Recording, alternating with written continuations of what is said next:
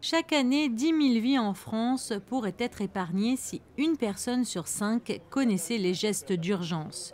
Suivre une formation au premier secours, connaître ces gestes qui sauvent et savoir comment réagir face à un accident, c'est ce que la direction de l'aménagement urbain a souhaité mettre en place pour son personnel en organisant une matinée dédiée à la sûreté. Et c'est à l'occasion de la Journée mondiale de la sécurité et de la santé au travail, sur la place du Campanin à Fontvieille, que des ateliers pratiques ont vu le jour pour ancrer la sécurité dans les gestes au quotidien et pour que le personnel s'en imprègne tout en proposant des approches pragmatiques et ludiques. Main à plat sur le front et basculer. Basculer. Voilà, impeccable. Et collez comme ça, maintenez, allez au-dessus et observez. On a des mouvements bas-ventre, donc on a bien des signes de respiration sur notre victime. Du coup, qu'est-ce qu'on va faire? Du coup, il respire, donc l'urgence, ça va être la clé, je pense. Ouais. Là, on va essayer de trouver un pansement compressif pour pouvoir le mettre en PLS. J'ai choisi de participer à cette matinée pour voir un peu les gestes des premiers secours, pour voir un peu s'il y a besoin pour des collègues ou n'importe quoi, d'un coup de main sur le lieu du travail. Et voilà, pour un peu s'informer. Est-ce que des fois, vous faites peur? Sur le lieu de travail, oui, sur le travail, ça arrive. Moi, je suis marqueur routier, donc je suis constamment sur la route. Donc ça arrive, oui, des frayeurs quotidiennes, il y en a tous les jours. Et c'est important justement de connaître les premiers gestes de secours? Tout à fait, oui. C'est quand même assez important, on peut sauver des vies. Avec pas grand-chose, avec peu de connaissances, on peut sauver des vies, donc ouais, c'est quand même intéressant. Depuis le début de l'année, une personne est responsable prévention risque au sein de la DO, un service de l'État dans lequel évoluent 255 personnes à l'année et qui fourmille de métiers dits à risque. On a au sein de la direction de l'aménagement urbain des métiers très techniques.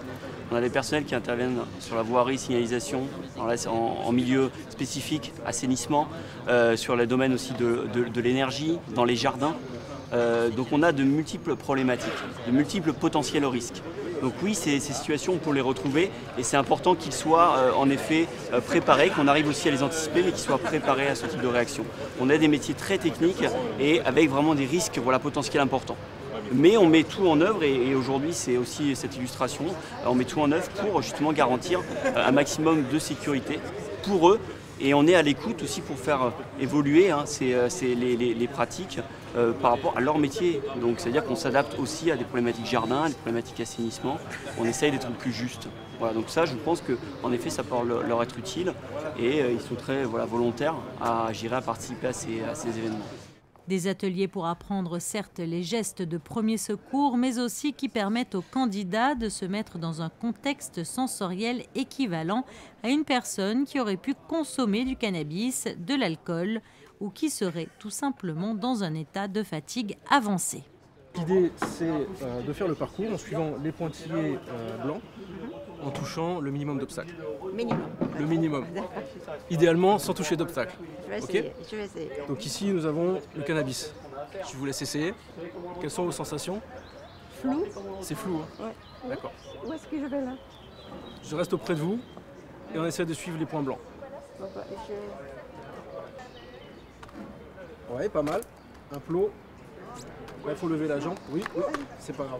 Continuez. Voilà. Le dernier.